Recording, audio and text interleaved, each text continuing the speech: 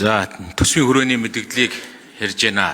Сая ингээд тоолж үзэхлээр өнгөрсөн жилийн 6 сар, за дараагийн сонгуулийн дараах тодтгол, за тэрний дараа 10 сарын төсөв, 12 сарын төсөв, сая 6 сарын 1-ээс өмнөх одоо төсвийн хүрээний мэдээллийг бид нэр сүүлийн 12 сарын дотор 7 дахь удаага ярьж байна. Төсвийн тодтгол төсөв дахин 12 сарын тодтгол одоо ингээд тодтгол 12 сар хүрээгүй хугацаанд 4 дахь удаага төсөв ярьж байна. Он дуустал дахиад одоо хэд ярихыг таашгүй. Тэгэхээр энэний цаана нэг төсвийн тоо баримтуудын асуудлуудаас гадна ер нь энэ төсвийн сахилга бат, төсвийн доктортой байдал гэдэг энэ үзүүлэлттэй холбоотой нэг тогтолцооны асуудлыг бид нэр эргэж ярихгүй болвол нэг хэдэн тонн нүүрс зархаараа энийгээ дагаад урсгал зардал одоо бүхий л халамж одоо бүхий л зүйлээ тэнгэрт тулгачдаг. Тэгээд сарын дараа 2 сарын дараа нөгөө нэг тэнгэрт гарч яснаа шалдаар бууддаг. Гэхдээ эн чинь бас нэг ус орон байна даа чинь баг жилийн хэдэн ч төсөв яриад байгаа өөр ярих хэлэх ярилцах тогтвортой юм хууль эрх зүйн ажлууд гэж одоо биднэрт юу вэ? Тэгэхээр энэний цаана нэг юм тогтолцооны асуудлууд яригдаад байна л да. Энэ төсөв яригдах бүр төсвийн хүрээ яригдах бүр макро тоонууд яригдах бүрийн чинь цаана нийгэмд эдийн засагт бизнес эрхлэгчдээр өөр хүлээлтүүд л очиж идэг. За одоо бүр улс орн хөгжөөд дэвжээд 7-8-9% өсөлттэйгээр бүр алаад өгөх юм байна. Төсвийн хөрөнгө оруулалт олон зүйл нэгэх юм байна гэд баахан компани төсөл тендерт ордог. Эргээд нөтгөн сарын дараа бүх зүйл нь худлаа болцсон байж байгаа. Тэгэхээр энэ төсвийн тогтвортой байдлын тухай хууль гээд суур болсон айхтар том хуулиа дандаа бид нэр төсөв дагуулж орж ирээд уг нь төсвийн тогтвортой байдлын хууль төсвийн хуулийн захирагдаад явах ёстой гэж ойлгож байгаа. Гэтэл төсөв дагуулж орж ирээд энэ хуулийг дураараа өөрчилчихдэг.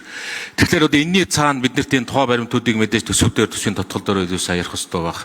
Энэний цаана энэ тэр жинхнээсээ төсвийн тогтвортой байдал, жинхнээсээ тэрний чиг хандлага, жинхнээсээ тэрний мөчлөгийг яаж явах юм гэдэг энэ зүйлүүдийг чинь тэр төсвийн тогтвортой байдлын хуулиа ер нь яаж дагаж мөрддөг, сахидаг болох юм гэдэг асуудлуудаа биднэрт хүчээр л яригдах болж байна. Энийн дээр тэр хуучин ч бас яригдж байсан байх тэр босго зүгээр төсөвтэйгээ адилхан бос туйлтайгаа адилхан ингээд дагуулж орж ирээд алт цогоо гаргацдаг болох юм уу? Энийн дээр илүү өндөр босгоор энийг хамгаалдаг тэр болгон гар хүрч чаддгүй. Ирээдүйн өв санд мөнгө орно гэснийг төсөв дагуулж орж ирэл дураараа 60%, 40% биш 20% л үлдээ бусдыг аваад зарцуулъя.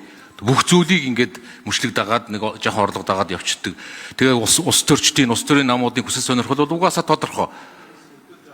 Өөрийгөө байгаа үед том мөнгө зарцуулаад ард иргэдэд их том ажил хийсэн нэр ойл гэдэг энэ альч намгилтгүй альч ус төрч хэлдэггүй бүгдийнх нь хүсэл эрмэлзэн шүү дээ. Тэгээ энийг одоо яаж хааж хязгаарлаж энэ жилд 7 удаа, жилд 8 удаа, 9 удаа бараг төсвийн хүрээ ярьдаг, 4-5 удаа тодтгол ярьдаг. Энийг одоо яаж болох? Энэ чинь ярихгүй гэдэг нь бид нэр жоохон тийм бодит хөрсөн дөөрөл буухад ёстой л гэсэн үг шүү дээ.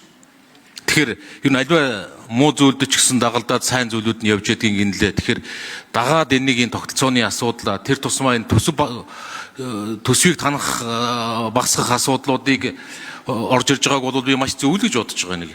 Надтай холбоотой ганц хоёр төсөв улсын төсөвд бас миний санд болгож байсан төсөвд байсан байна лээ. Бүгдээрээ л хасагдж ин лээ. Хамаагүй. Би бол тэрийг 100% дэмжинэ.